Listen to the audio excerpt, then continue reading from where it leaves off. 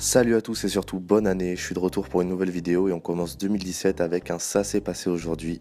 Et croyez-moi, il va être riche en théories du complot.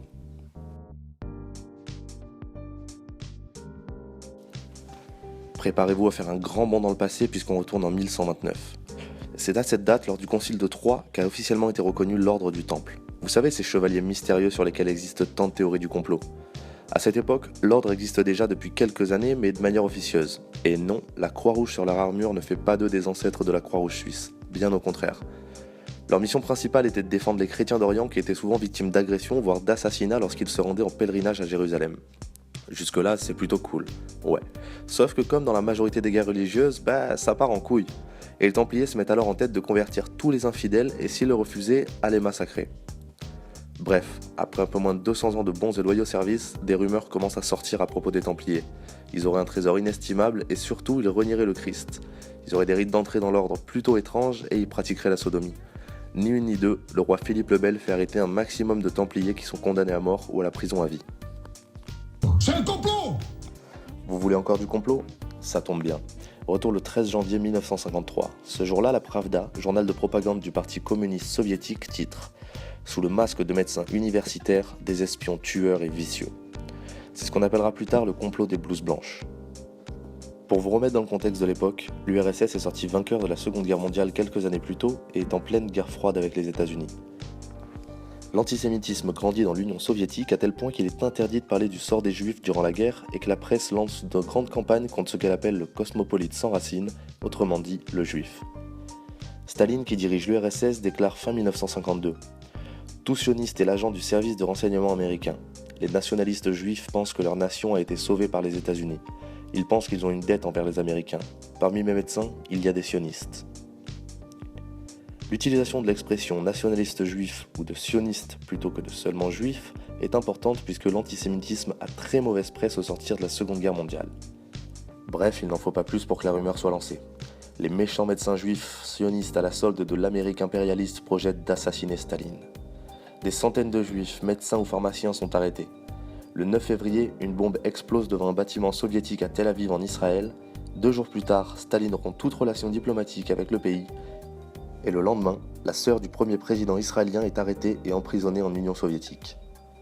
La mort de Staline en mars met un coup d'arrêt à ces arrestations systématiques et, en avril 1953, le ministère de l'Intérieur annonce que ces opérations étaient illégales et sans fondement et que les aveux des médecins ont été obtenus par des moyens strictement interdits par la loi. Les médecins sont alors réhabilités et l'affaire est enterrée. Internet a révélé ces derniers jours un complot contre l'accent circonflexe. Bon, vous reprendrez bien un dernier petit complot ou un petit coup d'état pour la route. Alors direction l'Afrique, le 13 janvier 1963.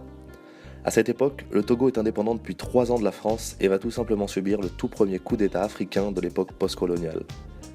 Le coup d'état est soutenu par la France et est mené par Gnassingbé Eyadema, un soldat ayant servi dans l'armée coloniale française. Le président en exercice, Sylvanus Olympio, est alors assassiné et le pouvoir est confié à Nicolas Grunitzky, qui n'est autre que son beau-frère. 4 ans plus tard, le 13 janvier 1967, Gnassingbé Eyadema refait des siennes et renverse de nouveau le président pour s'emparer lui-même du pouvoir cette fois-ci.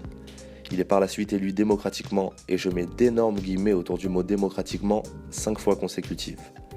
Aujourd'hui encore, c'est son fils, Faure, qui est le président du Togo. Il y a de vrais complots, il y a toujours eu de vrais complots. Revenons en France une petite minute, à Paris le 13 janvier 1993. C'est à cette date que se sont donné rendez-vous tous les pays du monde pour signer la Convention sur l'interdiction des armes chimiques. Alors ça peut avoir l'air de rien comme ça, mais c'est certainement l'une des conventions internationales les plus importantes de l'histoire. Je me rappelle avoir vu il y a un reportage sur National Geographic il y a quelques années, dans lequel il était dit qu'il suffisait de vaporiser un gaz chimique dans un aéroport international pour contaminer 99% de la population mondiale en 24 heures, ce qui est à la fois énorme et super flippant. Alors ok, tous les pays ne l'ont pas signé ou même ratifié. Mais jusqu'à maintenant, la seule alerte qu'on ait eue à propos des armes chimiques était un gros hoax des États-Unis pour intervenir en Irak. Décidément, ça fait pas mal de complots dans cette vidéo. En ce 13 janvier 2017, le dessinateur Cabu aurait fêté ses 79 ans.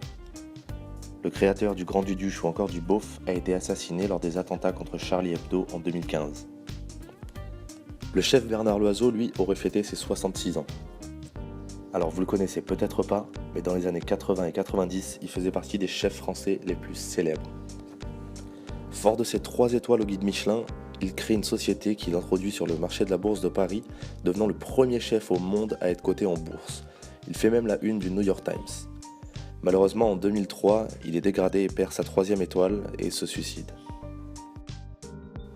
Bon, on va terminer cette vidéo sur une note plus positive en souhaitant de vrais anniversaires. Et aujourd'hui, c'est une spéciale beau gosse. Alors, joyeux anniversaire à Patrick Dempsey, Orlando Bloom, Julian Peretta et Liam Hemsworth. Voilà, c'est tout pour ce 2e épisode de Ça s'est passé aujourd'hui. Merci de l'avoir regardé, j'espère que la vidéo vous a plu. N'hésitez pas à me laisser un commentaire pour me dire ce que vous en avez pensé ou si vous voulez compléter quelque chose sur un sujet que j'ai abordé et que vous trouvez incomplet. N'hésitez pas à laisser un pouce bleu si vous avez aimé la vidéo et à la partager. Vous savez où il faut cliquer pour s'abonner ou pour regarder les autres vidéos. En attendant, je souhaite une bonne fête à toutes les Yvette, Hilaire, Hilario, Hilary et je vous dis à la prochaine.